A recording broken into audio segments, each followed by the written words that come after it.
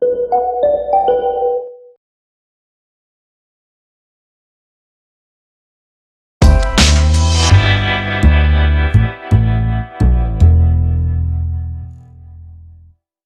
tal? Muy buenos días tengan todas y todos. Es un gran gusto dirigirme ante ustedes para proseguir con este curso de inestabilidad de laderas.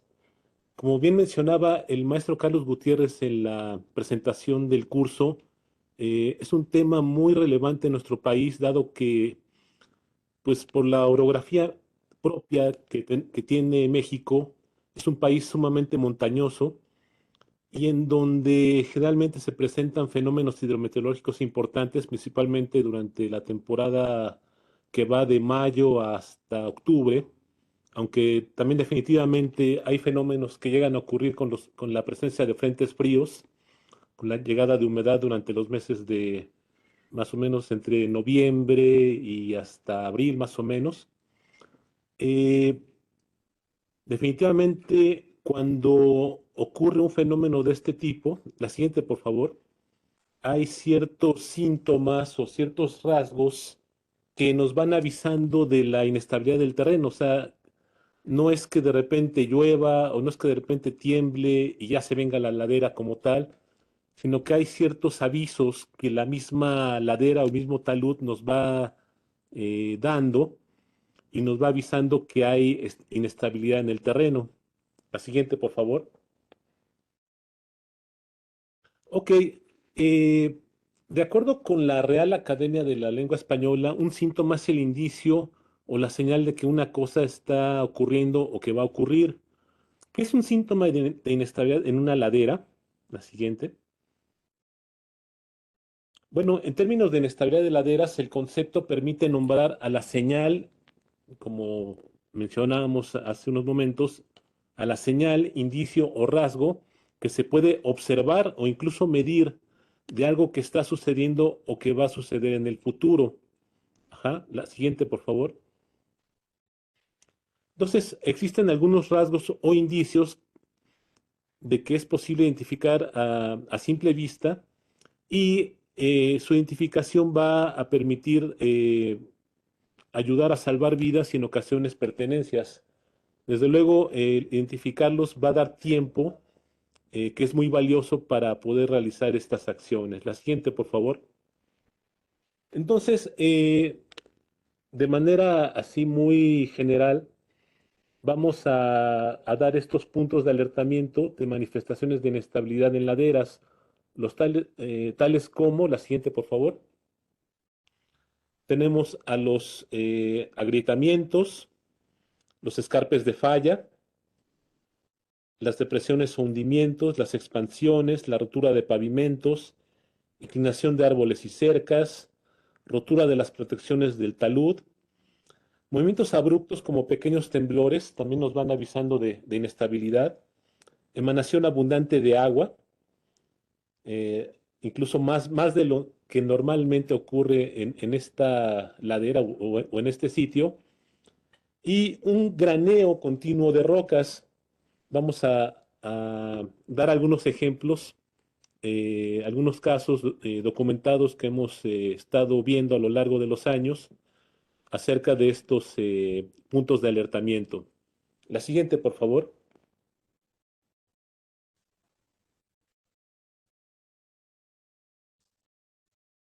Correcto. Entonces, como los síntomas de inestabilidad, mencionamos la inclinación de cercas. Esto nos va indicando que hay un movimiento ya en la ladera, un movimiento que se está dando, que se está llevando a cabo. También podemos identificar agrietamientos. Muchas veces vamos, por ejemplo, en un camino y vemos que el camino se encuentra agrietado. Entonces, esto también ya nos da un indicio de que hay inestabilidad. O muchas veces también vamos transitando en una carretera y de repente vemos estos como bajones, estos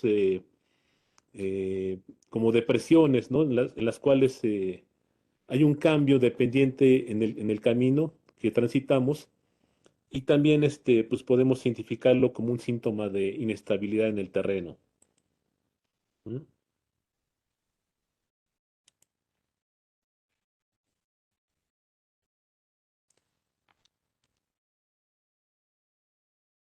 ¿Ok? Bueno, un ejemplo que tenemos de síntomas de inestabilidad es este caso que ocurrió a finales del 2002 y principios de 2003 en la colonia Cumbres del Rubí en Tijuana, Baja California, en donde tenemos que para el 31 de diciembre de 2002 se tenía este agrietamiento en el terreno que posteriormente fue evolucionando, ¿sí? Ya para el 6 de enero teníamos ya este escarpe bastante pronunciado, es decir, en unos cuantos días fue evolucionando de tal modo que se presentó ya aquí esta altura o este desnivel, el cual pues desde luego fue afectando a las viviendas que se encontraban en esta parte de aquí. Y ya para febrero pues prácticamente este desnivel fue creciendo hasta tener una pequeña barranca. Entonces, desde luego que esto fue un impacto muy severo para las viviendas que se encontraban en esta zona, las cuales pues prácticamente tuvieron que ser demolidas. Entonces, este es un ejemplo de síntomas de inestabilidad. Eh, de alguna forma, los síntomas nos van avisando y son así como, yo pensaría que son como las luces de un semáforo, ¿no? Las cuales se van prendiendo, se van, nos van avisando hasta que ocurre un fenómeno mucho más súbito, mucho más repentino, el cual puede provocar la pérdida de vidas y de bienes materiales. Entonces, estos síntomas, desde luego, su identificación va a servirnos mucho para poder prevenir desastres, como bien mencionaba la maestra Michelle hace unos momentos. Bueno, aquí tenemos otro caso. Vemos en estas flechas están marcadas algunos escarpes de falla. Estos escarpes se van marcando a medida que una ladera va deslizándose y podemos identificarlos a simple vista. Entonces, la identificación de estos rasgos nos va a permitir identificar estos síntomas, ¿no? Lo que mencionamos hace rato, la identificación temprana de los síntomas permite salvar vidas o implementar acciones de mitigación más efectivas.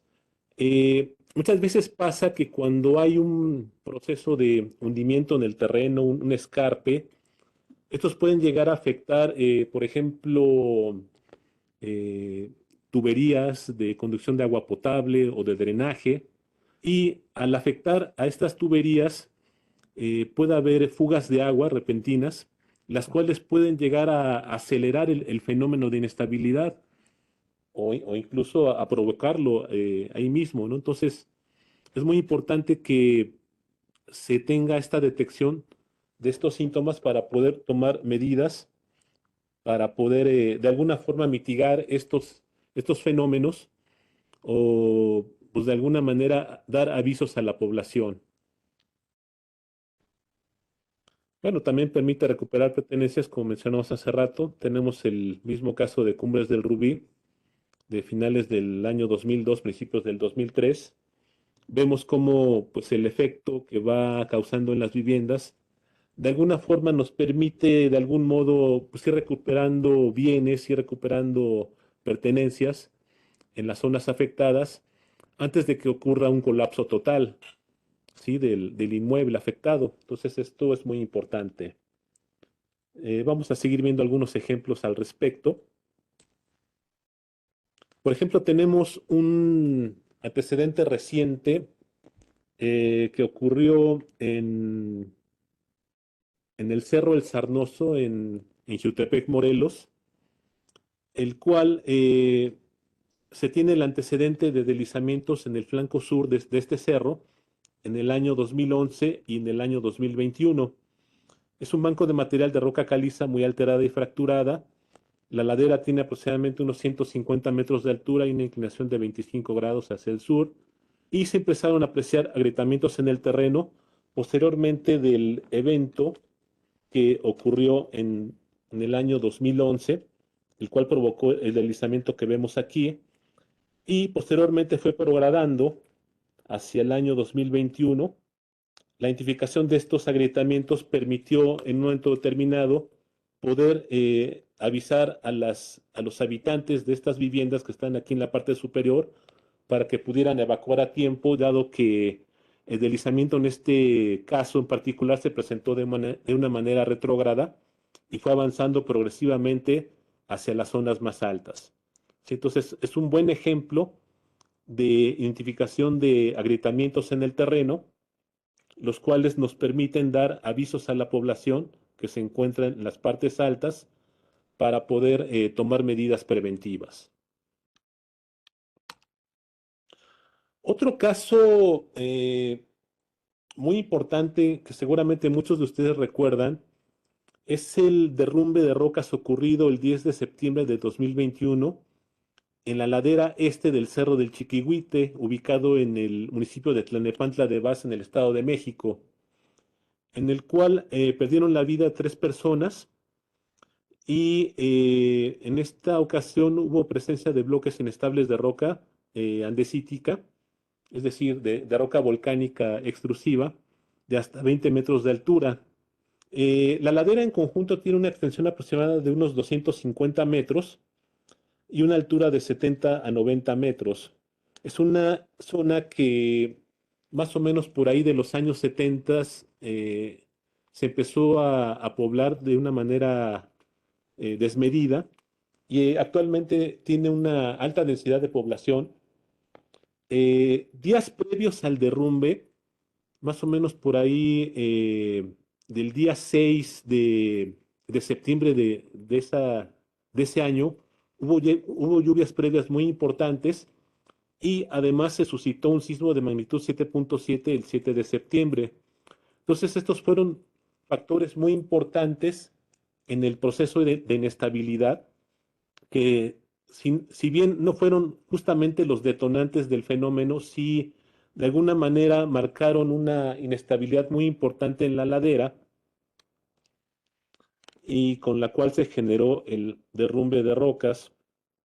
Un detalle aquí muy importante que es el que quiero recalcar es que, bueno, aunque fallecieron tres personas debido al derrumbe de rocas, hubo otras personas que se salvaron. Hubo una familia completa, más o menos eran como cerca de unas 10 personas, las cuales empezaron a notar que había síntomas de, vamos a llamarle, de graneo de partículas o de rocas pequeñas que iban cayendo de la ladera, además de que notaron que había una presencia muy importante de agua que emanaba del cerro.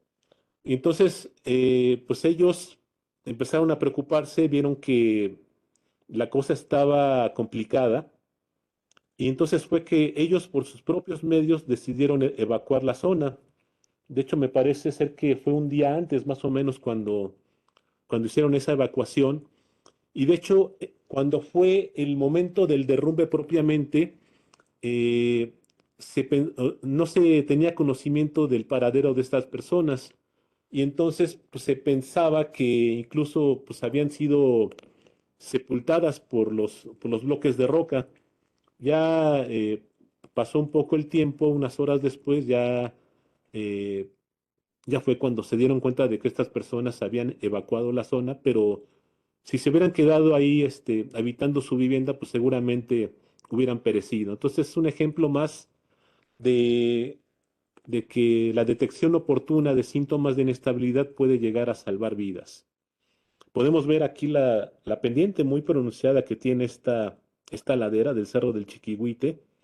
Y en esta imagen, pues podemos apreciar la gran densidad de población que existe en esta zona. Eh, Cabe resaltar que hacia la parte del Estado de México, en realidad, pues no existe ningún tipo de muro, algún tipo pues de barrera o de protección. Hay algunos muros de gavión muy pequeños que están hacia la zona baja, pero definitivamente no van a poder detener un bloque de roca de estas dimensiones, ¿no? Entonces, es un caso muy importante que puede llegar en un futuro determinado a afectar a más población. Vemos aquí en este círculo, este grupo de personas, podemos darnos idea de la magnitud de estos bloques. Eh, aquí tenemos a esta persona sentada y tenemos este bloque aquí encima.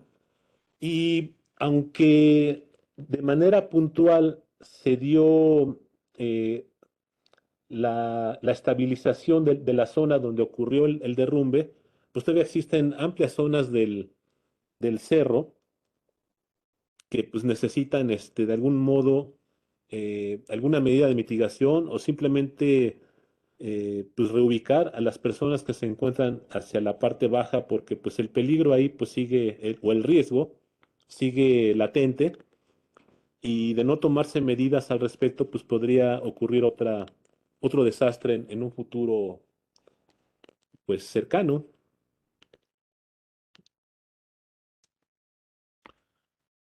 Otro caso importante que se ha documentado recientemente es el ocurrido en la comunidad La Pintada, en el estado de Guerrero, en el municipio de Atoyac de Álvarez.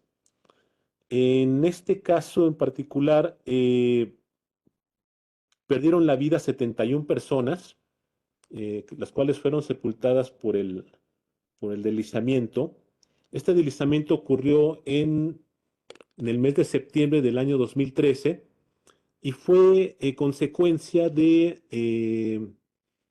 la aparición o de la presencia del fenómeno hidrometeorológico Ingrid y Manuel, el cual causó lluvias muy severas en el estado de Guerrero y en otras zonas del sureste del país, y fue tal la cantidad de precipitación que originó una gran cantidad de deslizamientos en esta zona del país.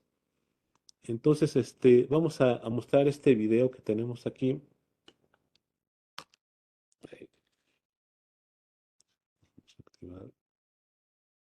Es un video que fue elaborado por TV Azteca, por el periodista Javier Alatorre, y nos revela muy bien acerca de las condiciones que se tenían en este poblado en los momentos en los que ocurrió este deslizamiento.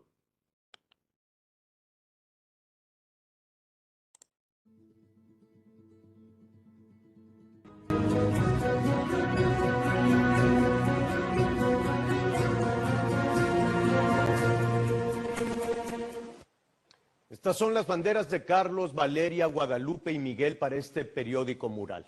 En la Escuela de la Pintada, en Atoyac de Álvarez, Guerrero. Son las 8 de la mañana del lunes 23 de septiembre y en este pequeño salón de actos deberían de estar formados los niños para hacer saludos en la bandera e iniciar sus actividades. Sin embargo, poco quedó de esta escuela.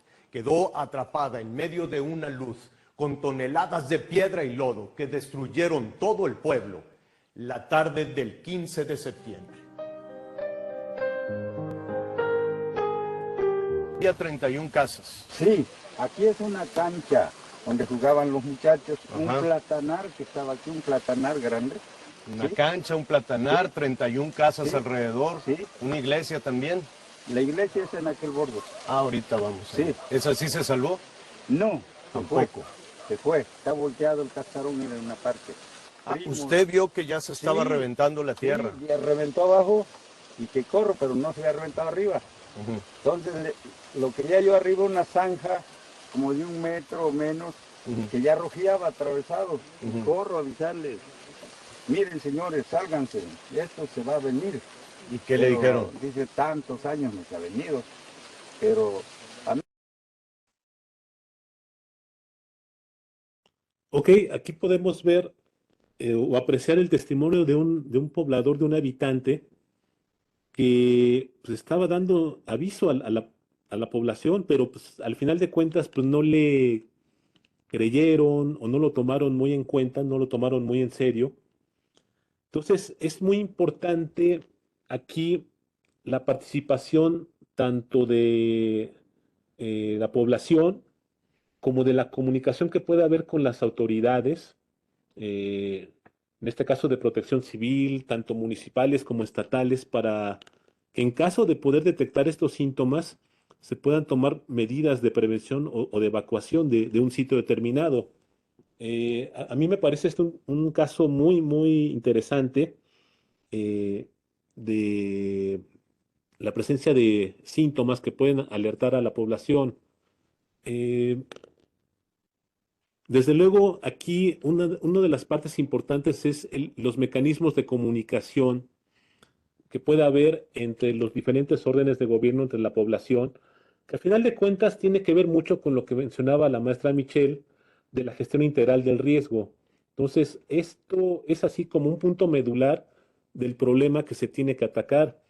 Es muy difícil o es muy complicado que Protección Civil o las autoridades pues tengan ojos para estar presentes en todas las laderas del país, ¿no? Pero es muy importante que se realicen campañas de concientización a la población para poder detectar estas señales y poder de alguna forma pues salvar vidas y pertenencias. Tenemos también aquí otro video de otro caso del derrumbe de una mina de roca caliza que ocurrió en el estado de Hidalgo, en la mina de Enganza. Vamos a ver este video también.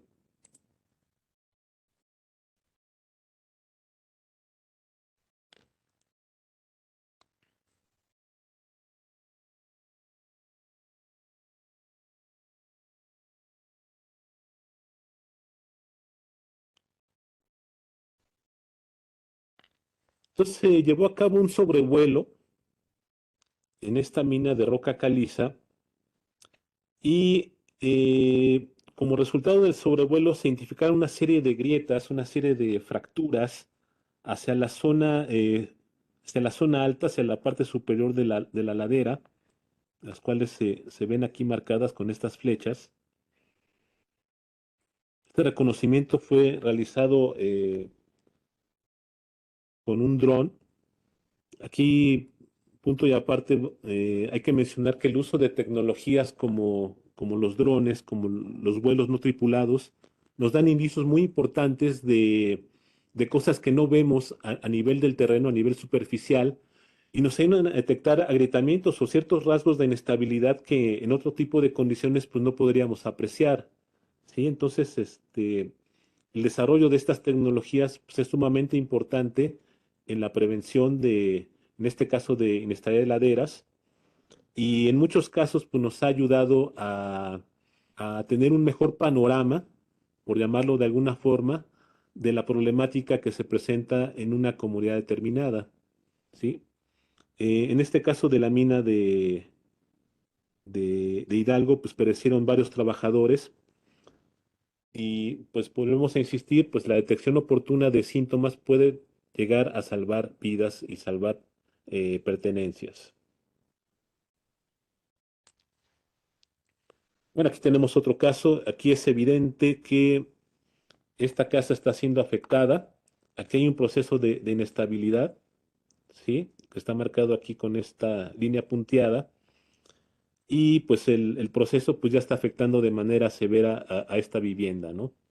Que pues se ve que está hecha pues, de materiales muy precarios, de adobe y de lámina, ¿sí? Entonces, pues como también se mencionaba en la plática anterior, tenemos que saber en dónde construir, si tenemos elementos como el mapa de susceptibilidad, tenemos forma de saber de alguna forma si el terreno es inestable o no, si hacemos una mecánica de suelo, si valoramos las condiciones topográficas, las condiciones geológicas de un sitio determinado, pues podemos valorar si construimos o no, o de qué manera podemos construir si utilizamos materiales de mejor calidad, si utilizamos un cierto cimiento de tales características, ¿sí? El cual nos ayude de alguna forma, pero pues hay eventos en los cuales, pues, aunque se tomen medidas preventivas de este tipo, va a ser prácticamente imposible detener el proceso de deslizamiento o el proceso de caída de bloques o de flujos de lodo que ocurra en una comunidad determinada. Otro caso que nos tocó visitar recientemente fue el caso de deslizamientos y flujos de lodo en Huauchinango, Puebla, en el año 2016. Estos deslizamientos ocurrieron debido a las lluvias provocadas por el huracán Earl. Esto fue también durante el mes de septiembre, si no, no, esto fue durante agosto del 2016. Y uno de los rasgos iniciales que encontramos en este sitio fue la presencia de deforestación en el terreno. Muchas veces pasa que debido a los usos y costumbres de las comunidades, principalmente a las que se encuentran ubicadas muy cercana a los cerros o a las laderas, pues tienen que buscar espacios para cultivar, para su subsistencia. Entonces, de alguna manera u otra, el deforestar para poder encontrar nuevas zonas de cultivo, pues ayuda de alguna forma a la construcción social del riesgo, como se le llama. Y esto hace que también, como se comentaba en la presentación anterior, la ladera sea mucho más susceptible a la ocurrencia de fenómenos de inestabilidad, eh, los cuales pues, pueden llegar a provocar a provocar la pérdida de vidas. Una de las cuestiones que fueron observadas durante esta visita a las comunidades cercanas a Huauchinango fue que había descargas domésticas que iban directamente hacia las laderas, ¿no? Entonces, o simplemente, pues, cuando la gente lava su ropa o, ¿cómo se llama? Las descargas domésticas del drenaje, pues van encausadas directamente hacia la ladera y generan fenómenos de inestabilidad. En una zona que se conoce como el Camino a Coahuila, en Huauchinango, se identificaron varios deslizamientos provocados por esta causa, por esta razón. Aquí los podemos ver en esta imagen de dron. Volvemos a insistir, los drones se han vuelto una herramienta fundamental en el reconocimiento de rasgos o de síntomas de inestabilidad. Eh, en este caso de Huauchinango, pues también fue muy importante. Y una de las cosas importantes que se notaron durante esta visita, aparte de esta mala canalización del agua pluvial eh, que se tiene en esta zona y de la deforestación, se encontró un rasgo muy interesante aquí, que se aparece en esta foto siguiente, que se aprecia que hay una amplia zona deforestada. Vemos aquí esta línea que podemos ver de este lado hacia la derecha como una zona con una vegetación muy abundante, la cual no ha sido deforestada, y justamente la zona en donde empezó a haber síntomas de inestabilidad, esta zona que se encuentra poblada actualmente, se encuentra sumamente deforestada. Entonces, nuevamente es un ejemplo de construcción social del riesgo provocada por un inadecuado manejo del uso de suelo en la zona. Pero este fenómeno o ejemplos de este tipo, pues los hemos visto a lo largo y ancho de la República Mexicana, ¿no? Entonces, pues es muy importante que se tomen medidas en cuanto al ordenamiento del territorio. Eh, ya para cerrar mi participación, vamos a dar aquí algunas conclusiones.